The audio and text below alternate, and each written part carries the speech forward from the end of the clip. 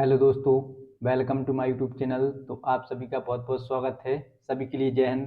दोस्तों, आज की वीडियो में बात करेंगे शिशुनाग वंश और नंद वंश पर। तो इस वीडियो में शिशुनाग वंश और नंद वंश पर विस्तार पूर्वक जानकारी लेकर आए हैं। इससे पहले बात की थी आर्यक वंश पर। तो आर्यक वंश पर ऑलरेडी वीडियो बना चुका हूँ। जिसने भी ना देखा हो तो डिस्क्रिप्शन में लिंक दिया हुआ है, जाकर देख लीजिएगा। तो चलिए वीडियो स्टार्ट करते हैं। वीडियो में आगे बढ़ने से पहले वीडियो को लाइक और चैनल को सब्सक्राइब कीजिएगा। दोस्तों, शिशुनाग वंश जो आर्यक वंश का अंतिम शासक होता है, नाग दशक, उसे जनता के द्वारा हटा दिया जाता है। और जो शिशुनाग होता है यह एक क्या होता है, अमात्य होता है। अमात्य होता है जिसे जनता के द्वारा सिंहासन पर बैठाया जाता है और इसके ही नाम पर कौन से वंश की स्थापना हो जाती है, शिशुनाग वंश की स्थापना हो जाती है। जो दोस्तों शिशुनाग वंश है, इसने मगध पे कब से कब तक शासन किया, 412 ईस्वी से लेके 344 ईसा पूर्व तक इसने मगध पर शासन किया। तो जो शिशुनाग वंश का संस्थापक वह कौन था, शिशुनाग था। ठीक है, अब बात आती है कि जो शिशुनाग है, शिशुनाग ने शिशुनाग वंश पर कब से लेके कब तक शासन किया। तो इसने 412 ईसा पूर्व से लेके 394 ईसा पूर्व तक शासन किया। दोस्तों, हमेशा वीडियो में मैंने आपको बताया है कि इतिहास में इम्पोर्टेंट रहता है किसी वंश का संस्थापक, उसका अंतिम शासक और राजधानी। तो ये आप याद रखोगे, ठीक है। दोस्तों, जो शिशुनाग है, शिशुनाग ने वैशाली को राजधानी बनाया था। इससे पहले हर्यक वंश में बिम्बिसार हुआ था। बिम्बिसार ने राजधानी राजगृह बनाई थी। उसके बाद में उसका पुत्र होता है अजातशत्रु। अजातशत्रु के टाइम काल पर भी राजगृह राजधानी थी। उसका अजातशत्रु का पुत्र होता है उदयन। उदयन पाटलिपुत्र नगर की स्थापना करता है और पाटलिपुत्र को राजधानी बनाता है। उसके बाद में पाटलिपुत्र की राजधानी रहती है। फिर ये शिशुनाग वंश की स्थापना करता है और पाटलिपुत्र के स्थान पर किसे राजधानी बना देता है दोस्तों, वैशाली को राजधानी बना देता है। तो ये आप याद रखोगे, ठीक है। दोस्तों, जो शिशुनाग है, शिशुनाग अवंती के शासक होते हैं। अवंती जिसे आज वर्तमान में उज्जैन के नाम से जानते हैं। अवंती के राजा होते हैं कौन, अवंतीवर्धन। अवंतीवर्धन को ये पराजित कर देता है और अवंती को अवंती को मगध साम्राज्य में मिला लेता है। दोस्तों, जो अवंती रहता है, अवंती वत्स पर अधिकार किए रहता है। तो जैसे ही आए शिशुनाग अवंती को जीत लेता है, तो जो अवंती के अधिकार में था वत्स, तो वत्स भी इसके अधिकार में आ जाता है। तो ये दोनों महाजनपद किसके अधिकार में आ जाते हैं, शिशुनाग के अधिकार में आ जाते हैं। तो यही लिखा हुआ है, शिशुनाग ने अवंती के शासक अवंतीवर्धन को पराजित कर अवंती को मगध में मिला लिया था। क्योंकि उस समय वत्स पर अवंती का अधिकार था, इस प्रकार वत्स पर भी शिशुनाग का अधिकार हो गया। दोस्तों, शिशुनाग के बाद में शासक बनता है कौन, कालाशोक। कालाशोक कब से लेके कब तक शासन करता है, 394 ईसा पूर्व से लेके 366 ईसा पूर्व तक शासन करता है। तो ये इतना इम्पोर्टेंट नहीं रहता है। इम्पोर्टेंट रहता है इनकी राजधानी और इनके द्वारा किए गए कार्य के, इनके कार्यकाल के दौरान कौन सी घटनाएं घटित हुई थी। दोस्तों, जो कालाशोक है, कालाशोक शिशुनाग के बाद में शिशुनाग वंश का दूसरा शासक होता है और इसे काकवर्णन के नाम से भी जाना जाता है। तो आप याद रखोगे काकवर्णन के नाम से किसे जाना जाता था, तो कालाशोक को जाना जाता था। किसे जाता था, कालाशोक को जाना जाता था। दोस्तों, जो कालाशोक रहता है यह पाटलिपुत्र को राजधानी बनाता है। इससे पहले जो शिशुनाग था, शिशुनाग ने पाटलिपुत्र से राजधानी कहाँ ले आया था, वैशाली ले आया था। लेकिन जो इसका उत्तराधिकारी होता है, किसका, शिशुनाग का, शिशुनाग का उत्तराधिकारी कौन, कालाशोक। कालाशोक को पाटलिपुत्र राजधानी बना देता है। और दोस्तों, इसने पाटलिपुत्र को अंतिम रूप से मगध की राजधानी बनाई।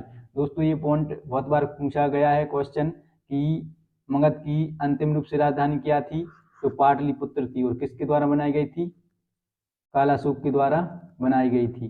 दोस्तों, अब इसके बाद में नंदवंश स्थापित होगा, या इसके जो उत्तराधिकारी होंगे किसके, कालाशोक की। अब राजधानी क्या ही रहेगी, पाटलिपुत्र ही राजधानी रहेगी मगध में, क्योंकि मगध की अंतिम राजधानी क्या है, पाटलिपुत्र, ठीक है। और किसने बनाया है, तो कालाशोक के द्वारा बनाई गई है। दोस्तों कालाशोक के काल में सबसे महत्वपूर्ण घटना होती है वैशाली में द्वितीय बौद्ध सभा का आयोजन। मैं आपको बौद्ध धर्म पर वीडियो लेकर आऊंगा। बौद्ध धर्म में 4 संगीतियां हुई हैं।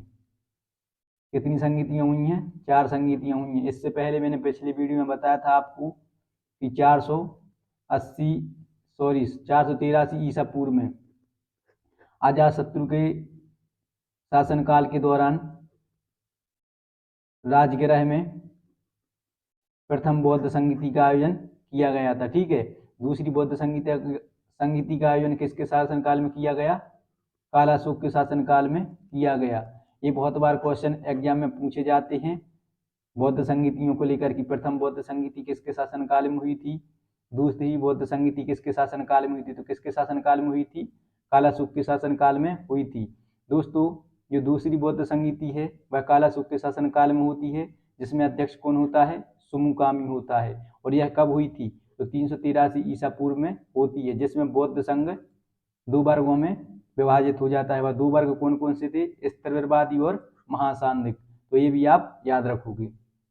इसके बाद में दोस्तों कालाशोक की हत्या कर दी जाती है किसी व्यक्ति के द्वारा छुरा घोंप कर। ठीक है, और जो कालाशोक के 10 पुत्र रहते हैं, कालाशोक के 10 पुत्र रहते हैं, यह लगभग 22 वर्षों तक शिशुनाग वंश पर शासन करते हैं। 22 वर्षों तक शिशुनाग वंश पर शासन करते हैं। और जो शिशुनाग वंश का अंतिम शासक होता है वह कौन होता है, महानंदन होता है, जिसको नंदीवर्धन भी कहा जाता है। तो ये आप याद रखोगे। मैंने हमेशा आपको बताया है कि किसी वंश का संस्थापक और उसका अंतिम शासक वनडे एग्जाम के लिए मोस्ट इंपोर्टेंट रहते हैं। तो शिशुनाग वंश का अंतिम शासक कौन था दोस्तों, महानंदन या नंदीवर्धन था।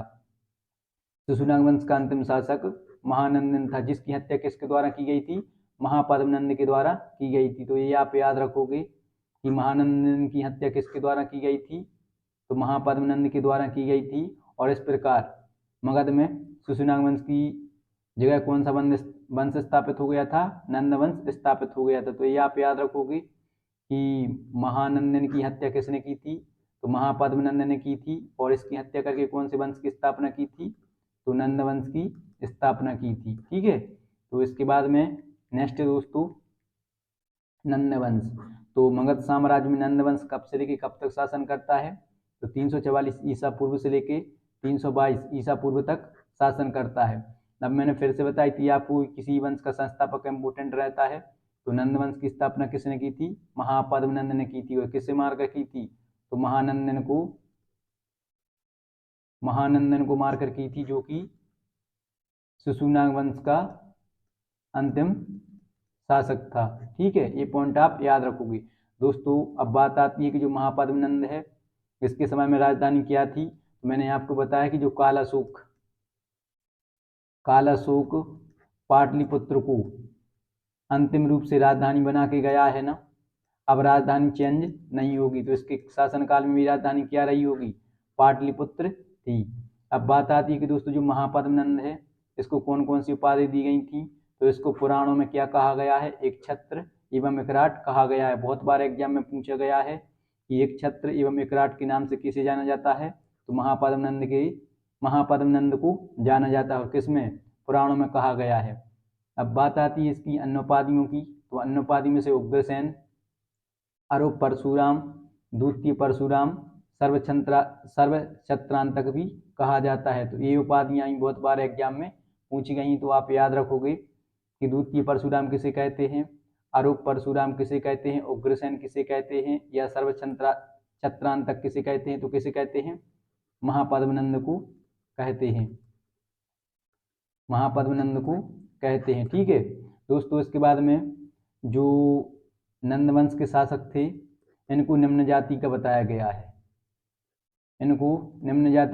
गया है, जैन ग्रंथ परिशिष्ट पर्वन में महापद्मनंद को नापित जाति मतलब नाई जाति का कहा गया है। इस प्रकार नंदवंश के शासक निम्न जाति के थे। तो ये भी आप याद रखो कि जो नंदवंश के शासक थे वह किस प्रकार के थे, निम्न जाति के थे। किसके अनुसार, जो जैन ग्रंथ हुआ है कौन सा, परिशिष्ट पर्वन में महापद्मनंद को नापित दास कहा गया है। दोस्तों जो महापद्मनंद था इसने उड़ीसा में कलिंग को जीता था और वहीं पर तिनसुलिया नहर खुदवाई थी। तो आप याद रखना, तिनसुलिया नहर, तिनसुलिया नहर किसके द्वारा खुदवाई गई थी? तो महापद्मनंद के द्वारा खुदवाई गई थी। और कहाँ पर खुदवाई गई थी? तो कलिंग में खुदवाई गई थी, जब इसने कलिंग विजय की थी। और दोस्तों जो कलिंग विजय है, कलिंग विजय का उल्लेख कौन करता है? तो कलिंग विजय का उल्लेख मौर्यकालीन खारगोल शासक हुए हैं, उन्होंने हाथी गुम्फा अभिलेख में, हाथी गुम्फा अभिलेख में इसका जिक्र किया हुआ है। ठीक है दोस्तों, जो महापद्मनंद होता है यह पहली बार मगध साम्राज्य की सीमा को कहाँ पर? गंगा नदी के पार पहुंचा देता है, इसलिए इसे मगध का पहला साम्राज्यवादी शासक कहते हैं। तो आप याद रखोगे कि मगध का पहला साम्राज्यवादी शासक कौन था? तो मगध का पहला साम्राज्यवादी शासक कौन था? महापद्मनंद था, महापद्मनंद। और एक पॉइंट और याद रखना आप कि किसके शासनकाल में जो मगध साम्राज्य की सीमा है वह गंगा नदी के पार गई थी? तो किसके शासनकाल में गई थी? महापद्मनंद के शासनकाल में गई थी। ये मोस्ट इम्पोर्टेंट है। और दोस्तों जो व्याकरणचार्य हैं कौन? पारणी, जिन्होंने पहला व्याकरण का ग्रंथ लिखा है, कौन सा? अष्टाध्यायी। ये भी बहुत बार क्वेश्चन पूछा गया है कि अष्टाध्यायी के लेखक कौन है? तो कौन है? पारणी है, जो पहला व्याकरण ग्रंथ है। वो महापद्मनंद के मित्र थे। तो ये भी क्वेश्चन पूछा गया है कि जो महापद्मनंद के मित्र थे वह कौन थे?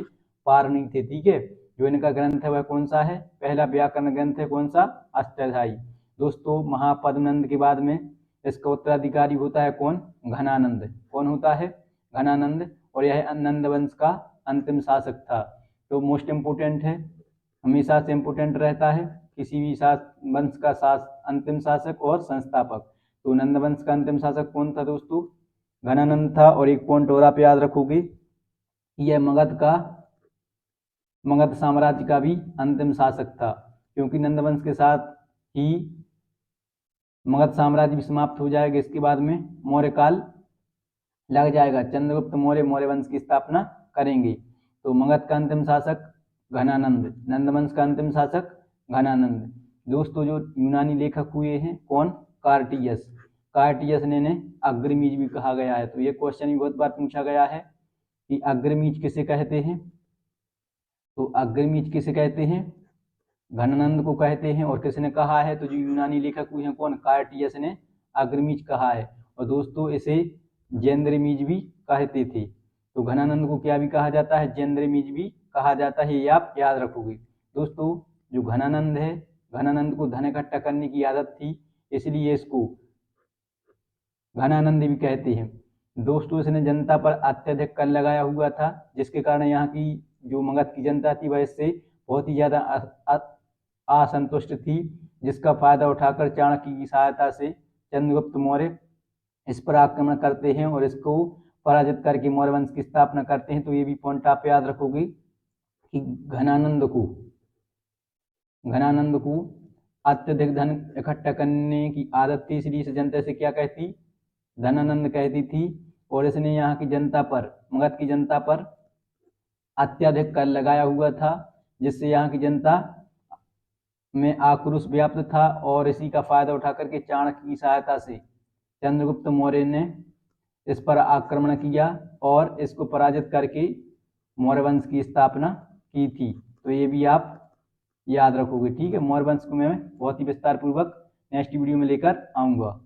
दोस्तों घनानंद के समय पर ही 326 ईसा पूर्व में सिकंदर ने भारत पर आक्रमण किया था। मोस्ट इंपोर्टेंट पॉइंट है कि जब भारत पर सिकंदर ने आक्रमण किया था उस टाइम पे मगध का शासक कौन था?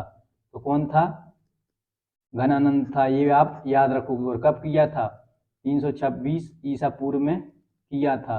मैं इस पर एक वीडियो लेकर आऊंगा, सिकंदर को एक वीडियो में विस्तार पूर्वक गहन अध्ययन कर लेंगे। ठीक है, चंद्रगुप्त मौर्य ने चाणक्य के सहयोग से घनानंद को परास्त कर मौर्य वंश की नींव डाली। तो ये आप याद रखोगे कि मौर्य वंश की नींव किसने डाली थी? तो चंद्रगुप्त मौर्य ने डाली थी। किसकी सहायता से? चाणक्य की सहायता से डाली थी। दोस्तों इसके बाद में नेक्स्ट वीडियो में बात करेंगे मौर्य वंश पर। ये थोड़ा बड़ा चलेगा क्योंकि मौर्य वंश ज़्यादा बड़ा है।